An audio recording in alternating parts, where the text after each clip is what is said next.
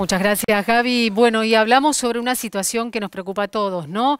Las vacunas, más allá de la cantidad, más allá de la distribución, bueno, extraoficialmente la posible llegada durante esta semana, en los próximos días, de nuevas dosis y los contagios que están en aumento y en este marco las restricciones.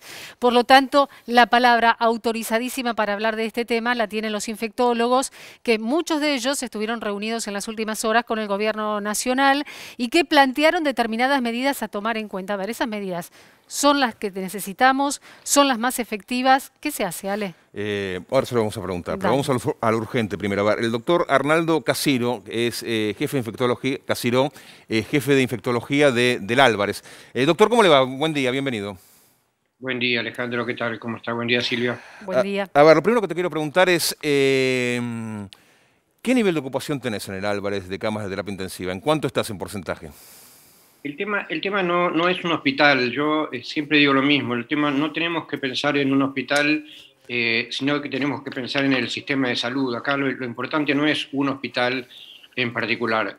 El problema más grave que estamos teniendo en este momento, en el AMBA especialmente, lo estamos teniendo con el sistema privado, especialmente en Capital Federal, y no con el sistema público, porque lamentablemente el sistema privado está prácticamente colapsado de camas, no tanto de camas COVID, sino de camas de otras patologías que se han internado en estas últimas semanas y están ocupando camas. Entonces, esto con la nueva ola de COVID que hemos tenido, llegó a un punto en el cual el sistema privado, que realmente es más frágil en este sentido que el sistema público, ha colapsado su Sí, pero doctor, nivel de cama. doctor, también los hospitales en este momento están pidiéndole a los diferentes servicios que empiecen a disponer de camas, que empiecen a dar altas dentro de lo posible, y que empiecen a liberar camas para utilizarlas para COVID.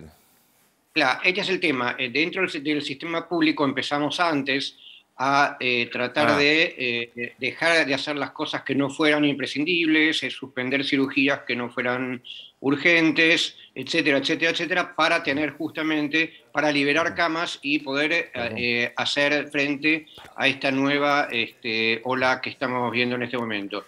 Esto evidentemente el sistema público no llegó a poder hacerlo, y bueno, en este momento lo que se está pidiendo es que el sistema público atienda únicamente urgencias, suspenda todo lo que no sea urgencias y lo que no tenga, lo que sea programado pero no tenga la necesidad de hacerse ya, y bueno, empezar a hacer el traslado de aquellos pacientes que necesiten cama del sistema público al sistema privado.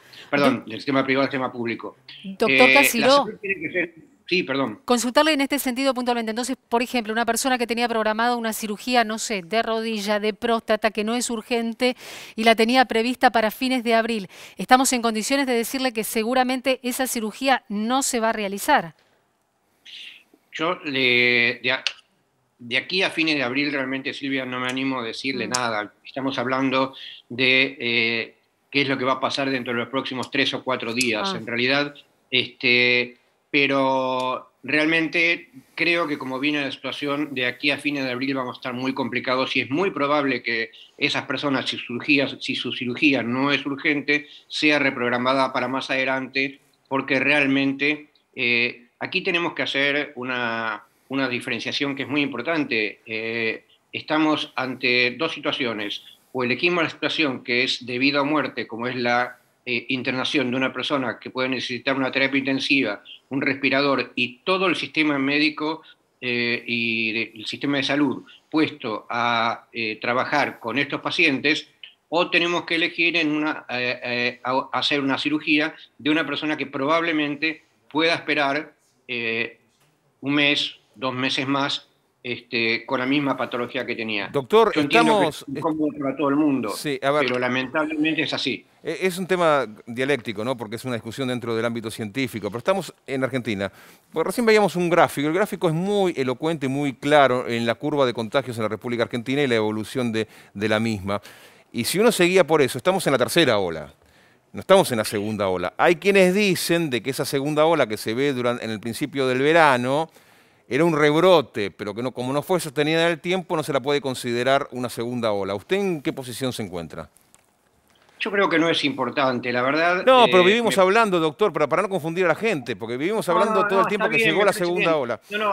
No, por eso le digo, para mí, por lo que usted decía, creo que es un tema dialéctico. Acá para mí no es importante si es segunda o tercera ola porque no nos cambia nada.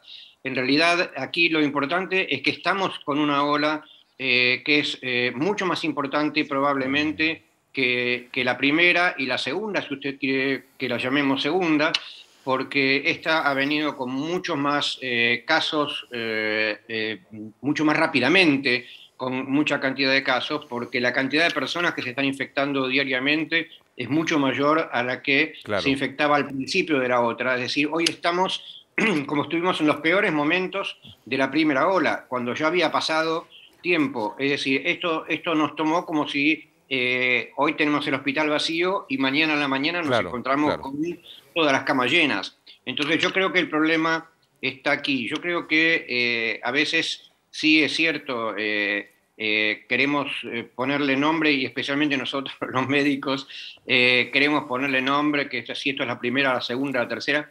Me parece que hoy por hoy lo importante es que la población tome conciencia de que estamos en un momento sumamente Muy delicado, delicado, que sí. no podemos dejar que el sistema de salud colapse, porque si el sistema de salud colapsa, esto significa que mucha gente no va a tener camas, y esa gente que no tiene camas puede llegar a morir. Y entonces lo que necesitamos es que cada uno de nosotros entienda que tenemos más allá de las medidas que tome el gobierno, más allá de las medidas que tome una provincia, un gobernador o lo que usted quiera, tenemos que entender que cada uno de nosotros somos responsables, no únicamente por nosotros mismos.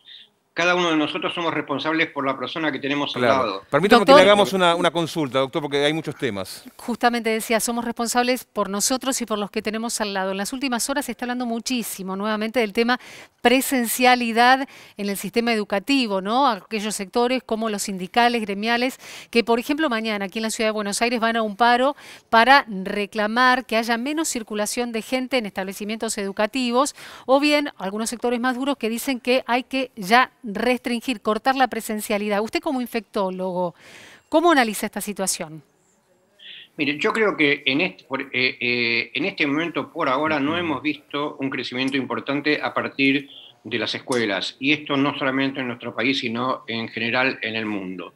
Hemos pasado un año con los niños y los adolescentes fuera de las escuelas, y yo creo que en esta ola tenemos que ser inteligentes y aprender de lo que hicimos mal, de lo que no hicimos, de lo que hizo el mundo bien, de lo que hizo el mundo mal. No nos olvidemos que este virus no lo conocía nadie, estamos aprendiendo, entonces debemos ser inteligentes e ir viendo las cosas paso a paso como son. Yo creo que hoy realmente la presencialidad de los niños en la escuela no es un riesgo, siempre y cuando las escuelas, los padres, tomen los niños, no, pero digamos los adolescentes, tomen las medidas seriamente y se cumplan estas medidas. Si Eh, yo, obviamente, tengo una escuela o tengo que no cumplen las medidas, o tengo padres que se van a juntar a conversar en el pasillo de la escuela, esto evidentemente no está cumpliendo las no normas. sirve Pero de si yo nada, cumplo claro las está, como doctor. uno,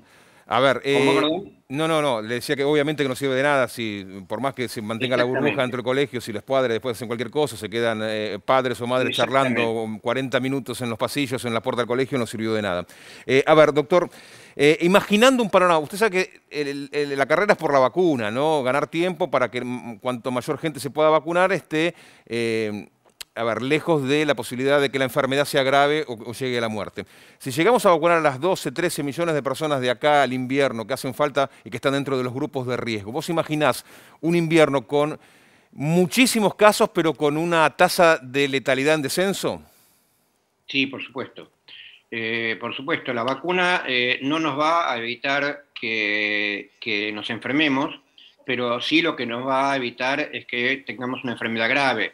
Entonces, cuanto más gente tengamos vacunada, obviamente vamos a tener menor ocupación de camas y vamos a tener gente con una... Es el mejor panorama ese, yo que sé, no sé, tener 40.000, 50.000 infectados, pero tener baja cantidad de fallecidos. Ese sería, porque, Sí, otro panorama no va a haber porque en Argentina que no sea ese.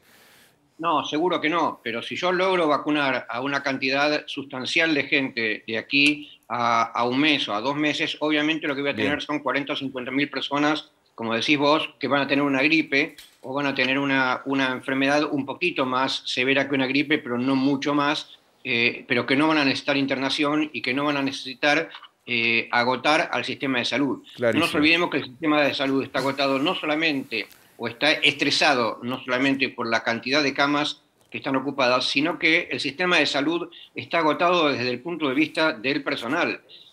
Nosotros, los que integramos el sistema de salud, hace un año que estamos trabajando sin No, cesar, obviamente. muchos sin vacaciones Ujú. y con una situación que realmente estresa mucho porque es una situación no solamente nueva, sino que nos pone ante cosas que no conocíamos y ante cosas que hay que entender que el trabajador de la salud es un ser humano y también nos angustia mucho tener un paciente en terapia intensiva que no puede ver a su familia, que no puede despedirse de sus seres queridos, todo lo que está pasando y que el resto de la gente lo ve de afuera y es muy angustiante. El equipo de salud lo está viviendo desde adentro. Lo sabemos, Entonces, doctor, esto lo también es un sabemos. tema a tener en cuenta. Doc- Y lo agrego yo esto para despedirlo ya, y ganando muy mal además, ¿eh?